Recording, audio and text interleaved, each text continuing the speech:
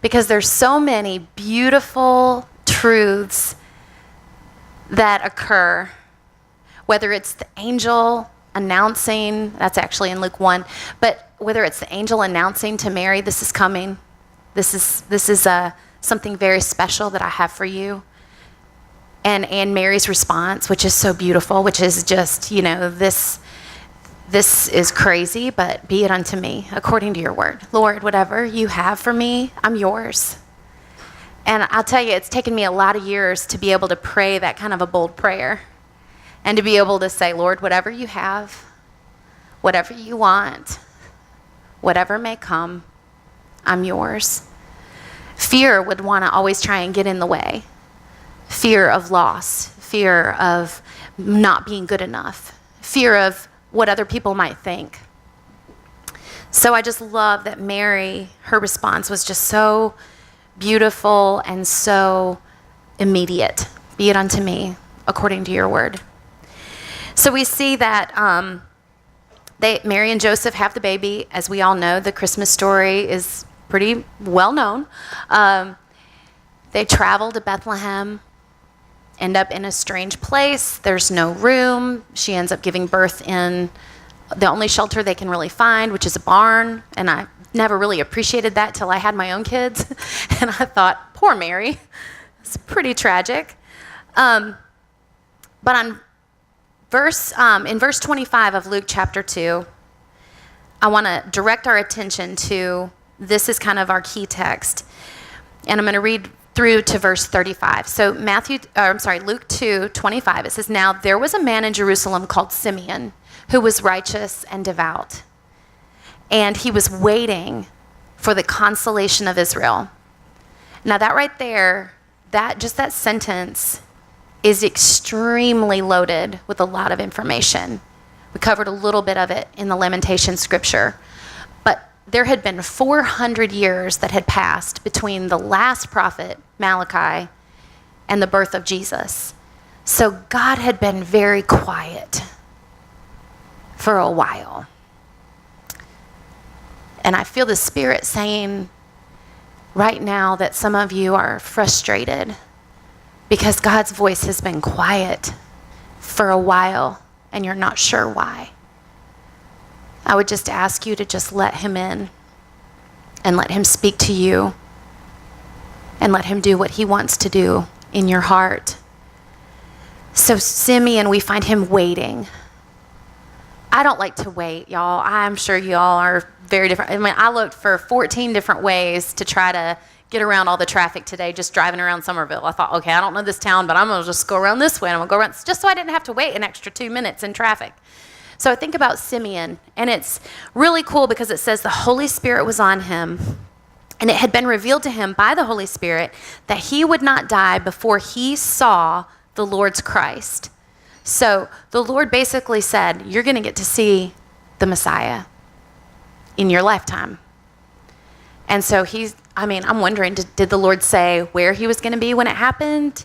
Did he say how it was going to happen? I mean, I wish sometimes the Lord would give us more details, don't you?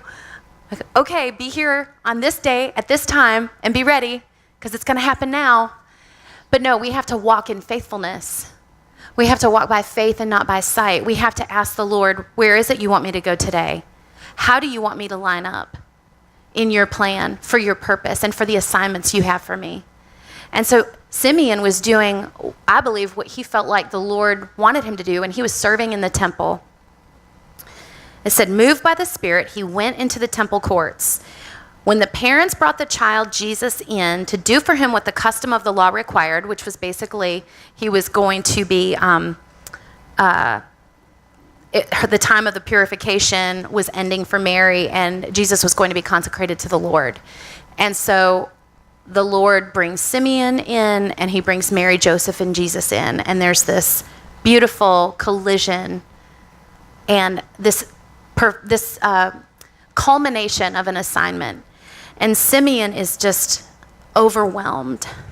And I just think, man, isn't it awesome when you get to see God do something like that, and you knew it was coming, but you get to witness it and be a part of it? It's such a beautiful thing. And so Simeon just takes this baby Jesus in his arms and praises God. And he says, Sovereign Lord, as you have promised, you now dismiss your servant in peace.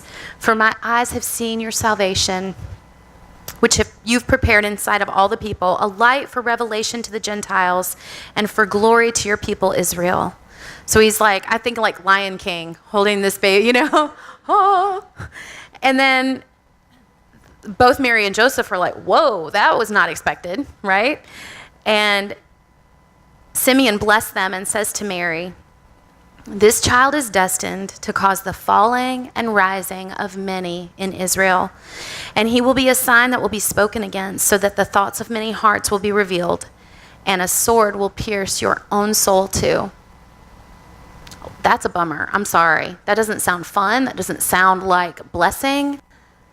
A sword will pierce your own soul too. I got stuck on that a little bit. But we see so much comfort in the piercing of our own souls, do we not? It's not sorrow and joy. I mean, in the Old Testament, sorrow and joy, those are the two things that we see. Now we have comfort and joy. Oh, what a beautiful reminder that is. It's not suffering just to suffer, or sorrow just to have this sadness or mourning.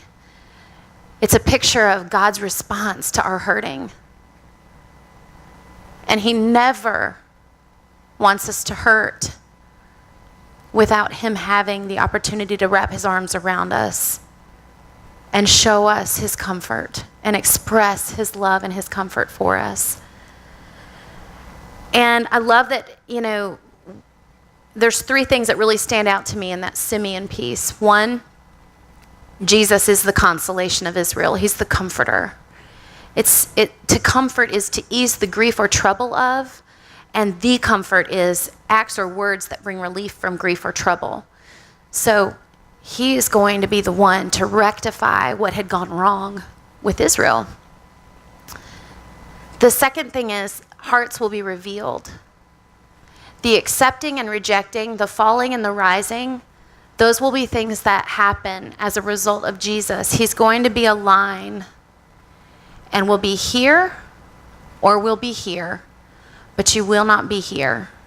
You're going to have to choose. And the sword will pierce your own soul too. It reminds me that there are certain assignments that will hurt. And the releasing and the yielding to the Lord will be very painful, but it will be worth it. And so I realized I'm not a very easy person to give gifts to. And I realized that sometimes the greatest gifts come in packages that we initially would reject. And I'm not sure if any of you guys are more, you probably are. You're nice Southern ladies. You're much more gracious than me, I'm sure. But I want to tell you guys about a couple of times when I received a gift that I didn't really accept right away. 2 years ago for Christmas, my husband presented me with a gift, and it was a very heavy gift. And this isn't it, by the way. I don't want to freak y'all out. So I opened it up. This is something from my boys' toy box. They helped me with this. And he had given me a handgun. And I was like, do you know me at all? I thought this was going to be a Tiffany box, and it's a Dunham Sports handgun. I was like, what are you doing? He said, well, that didn't land. So he got me a handgun, and he said, here's what I was thinking. I'm going to be traveling more with the prison ministry. I want you to feel like you have the ability to take over and protect our home and our kids, and I wanted you to know how to use it and how to protect the home and all of that. Well, a couple of mornings ago, I was thinking about this gift, and basically I was like, okay. So he said, I'll tell you what, I'll buy it from you. You can go shopping with whatever, and I'm going to keep the gun. So what ended up happening is today we were at the campsite and somebody came over to the campsite and they said, I don't want to alarm you, but a lynx has been spotted in this area, and I want you to be careful letting your boys walk up and down by themselves. Make sure they have the dog with them. And so Ron goes to the safe and he pulls out that gun that he gave me. And I said, is that the gun that you got me? And he said, it is. And he said, this is what you do. He said, the safety's on, the clip's in, pull the chamber back, or pull the thing back. I don't know what it's called. I'm sorry. Yeah, Rachel, what's that called? The slide. He says, do you think you can pull it? I was like, yes, I can pull it back. And he said, it'll put a bullet in the chamber and then you can shoot it. And I was thinking, I'm going to shoot the dog. I don't know. I've never shot one before. But I just thought, I rejected my husband's attempt to protect. And I didn't know that that's what I was rejecting. So how many times do we do that? And the Lord reminded me, he said, you do this a lot. I was like, oh, thank you, Jesus, for telling me that. I know that I do this, okay? He reminded me of Psalm 23:4, which was a scripture that he had given me to hang on to when Ron went through his third open heart surgery. But Psalm 23:4 is, yea, though I walk through the valley of the shadow of death, I will fear no evil, for you are with me. Your rod and your staff comfort me. Now, when I forgot that the word comfort was in there. But when I woke up, I shot up out of the bed. I was like, comfort is what we're going to talk about at the tea.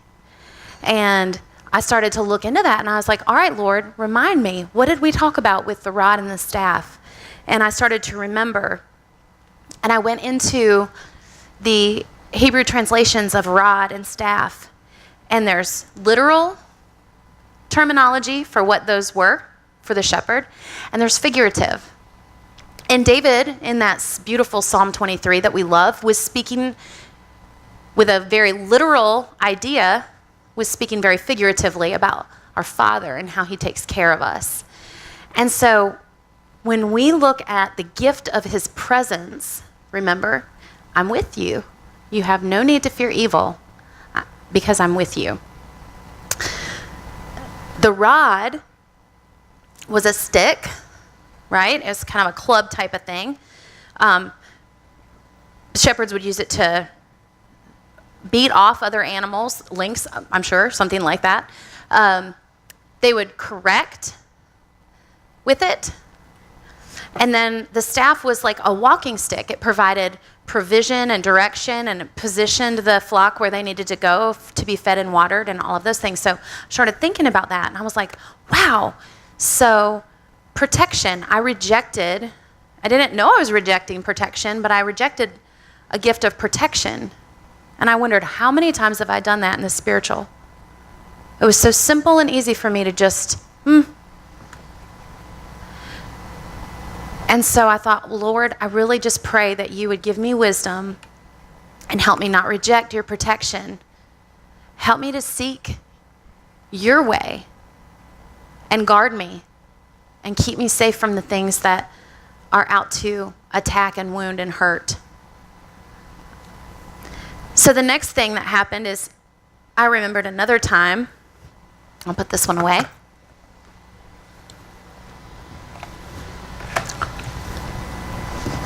I remembered another time that I rejected a gift. And it was a Christmas present, and it was in the December of 1999.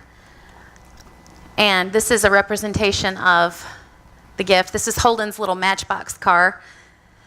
But I didn't get a new car. No, that would have been a great gift. That did not happen.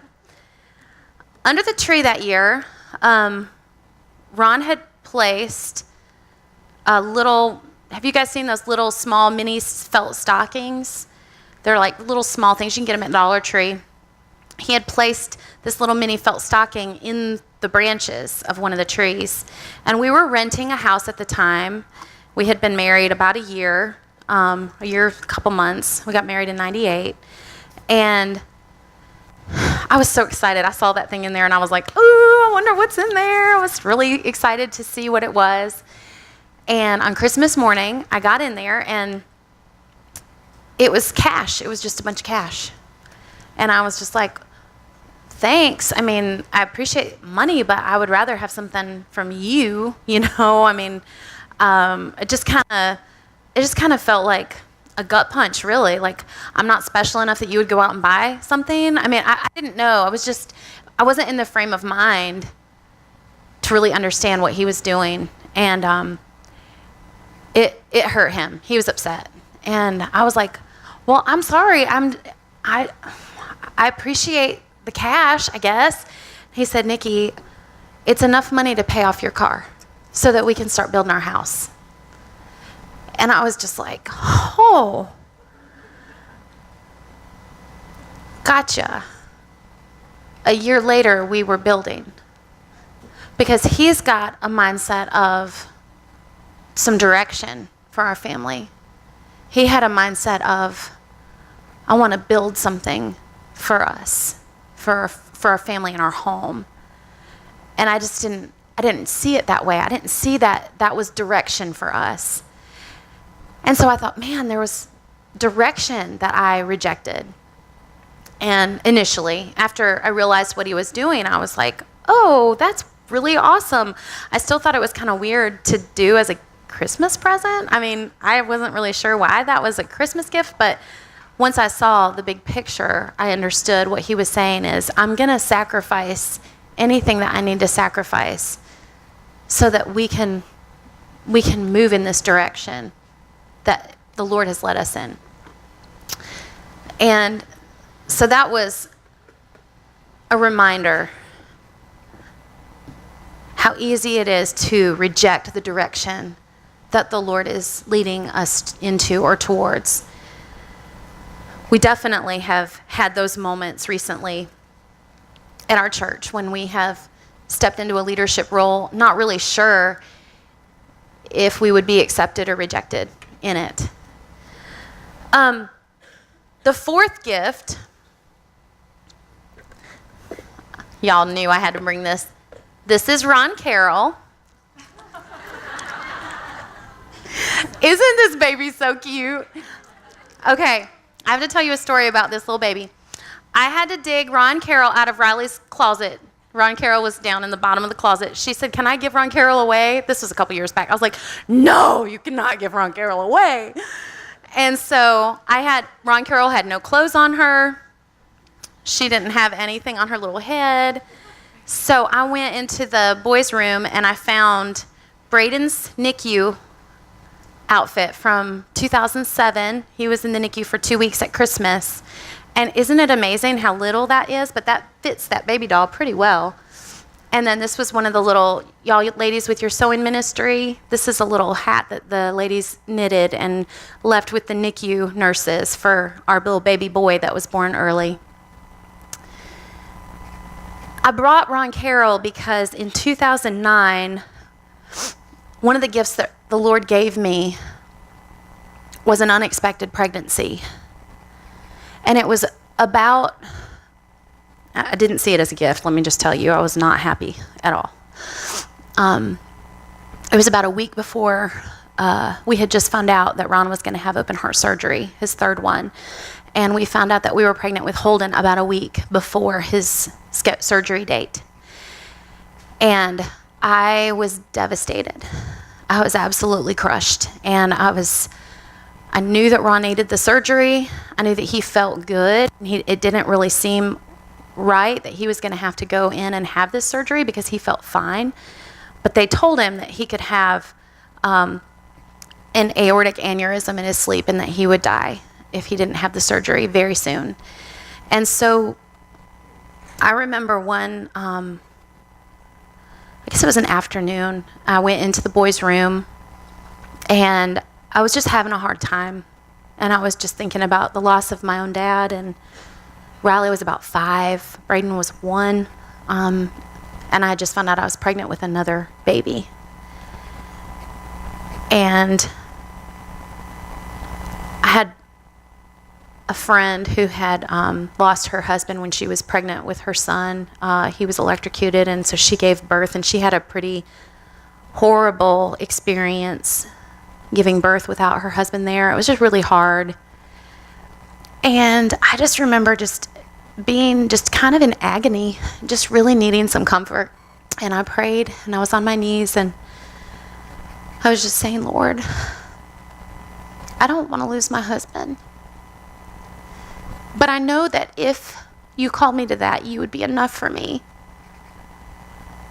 But I really don't want my kids to have to grow up without a dad like I did.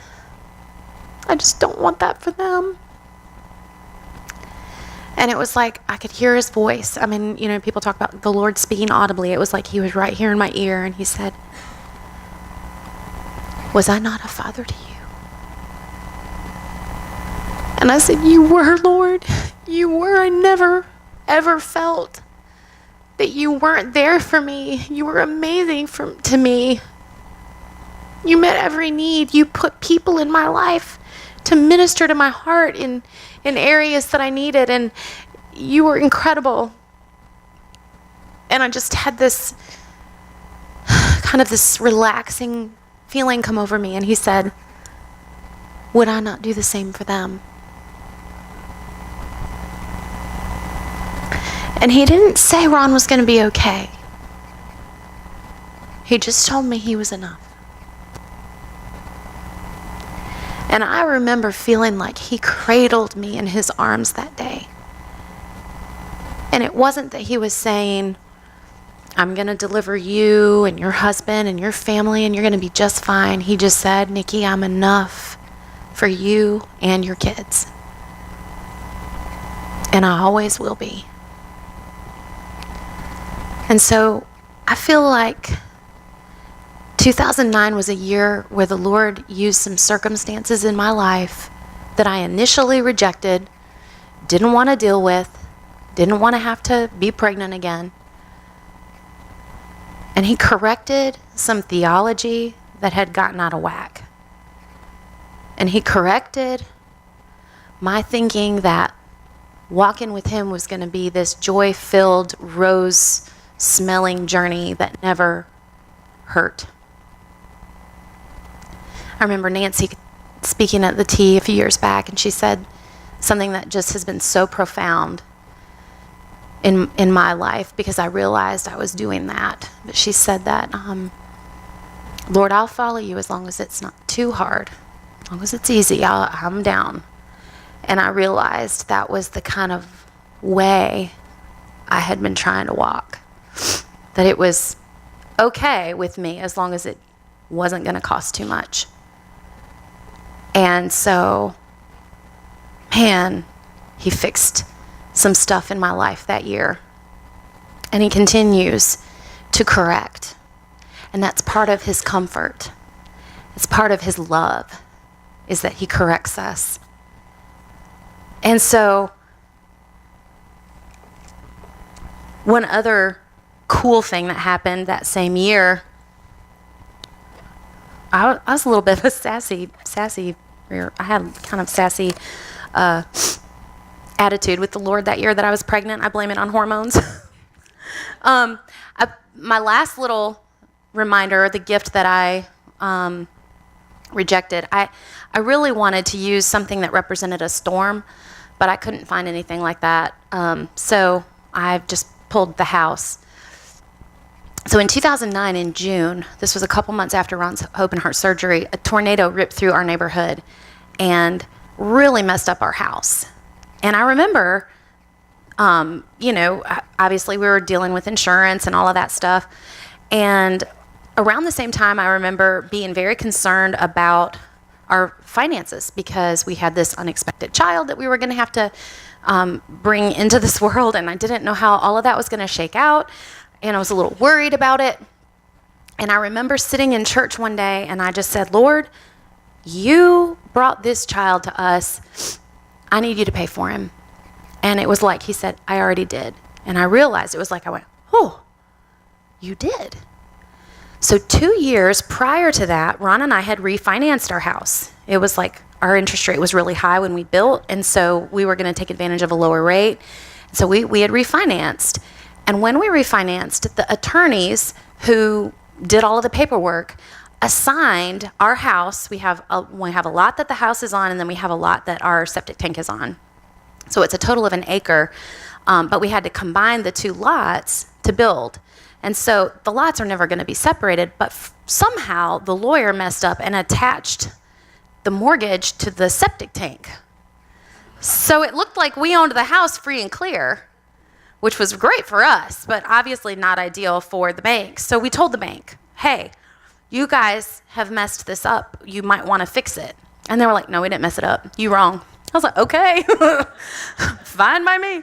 How that worked out to our advantage is instead of having to go through the mortgage company for all of the insurance stuff, the insurance company was like, we don't see a lien on this at all.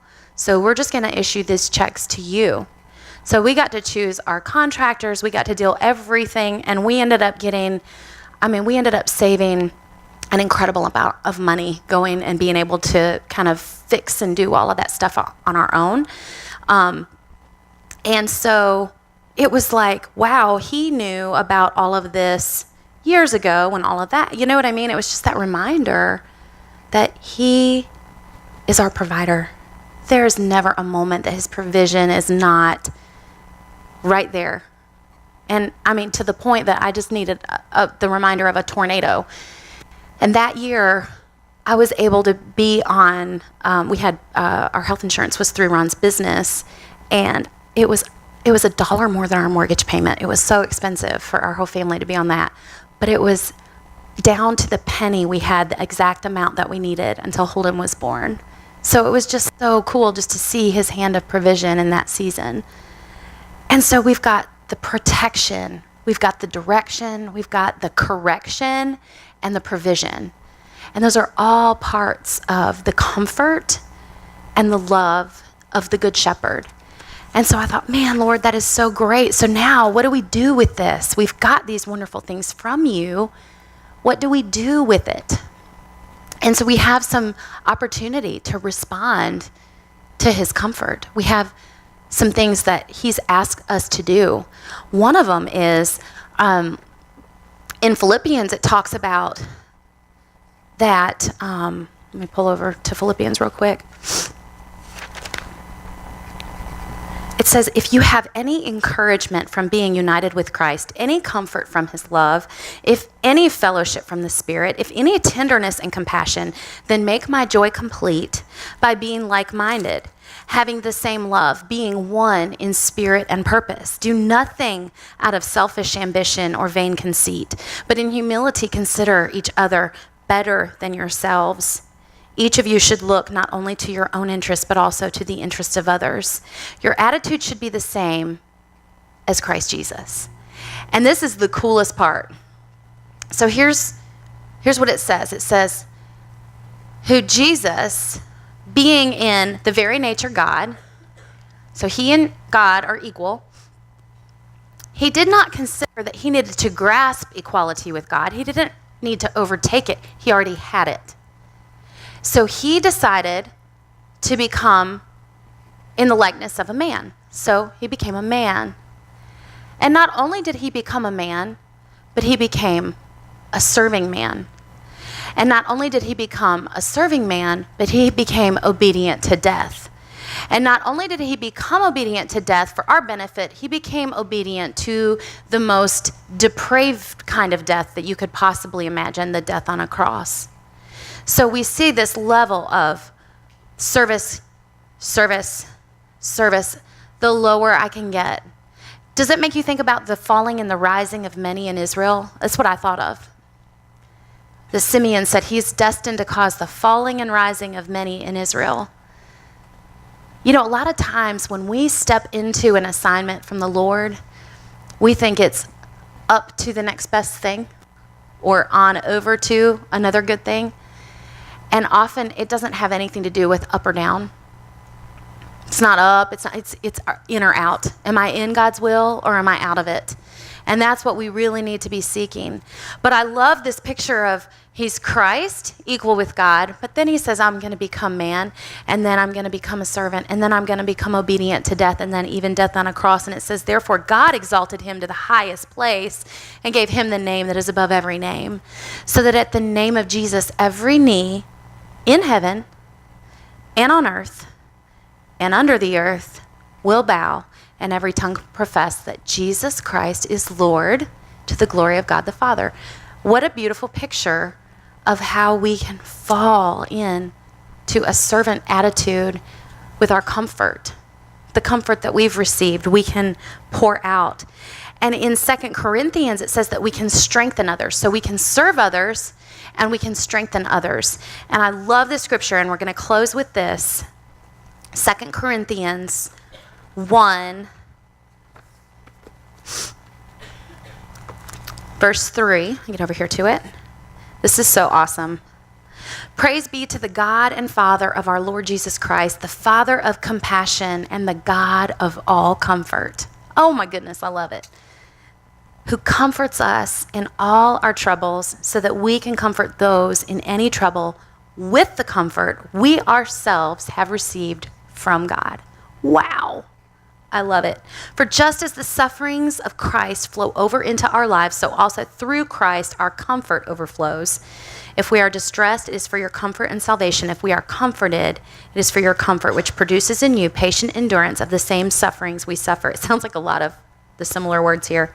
But it says, our hope for you is firm, because we know that just as you share in our sufferings, so also you share in our comfort. So there's that image of suffering and comfort.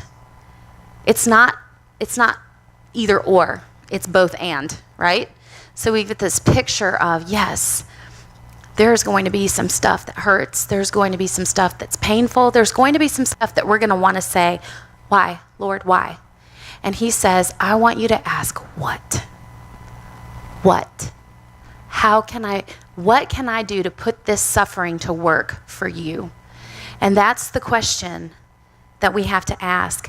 One of the things that I thought was so cool, and I got to see this happen just recently within a couple years of Ron's surgery. So during the time of Ron's surgery, people that knew and loved him and everything were finding out that he was getting ready to have to go into this, have this big old surgery, and everyone was shocked and surprised and concerned. And one of his good friends is Jamie Johnson, and he's over Crossfire Ministries, and they do a lot of really amazing work up in the Asheville, North Carolina area, and they travel all over the world. And I will never forget, Jamie left Ron a voicemail, and he said, in this voicemail, he said, Ron, I'm just going to pray with you. I'm going to just pray that this voicemail will just touch you. And he said, Father, I was so surprised to hear that my friend Ron is going to have this surgery, but I remembered there's no panic in glory. This is not a surprise to you. You knew that this was coming. You've equipped and you've provided. And so his prayer went on. But that whole there's no panic in glory just hit me like a ton of bricks. It strengthened me, and it strengthened Ron, and it was like, yeah, God knew this. We didn't, but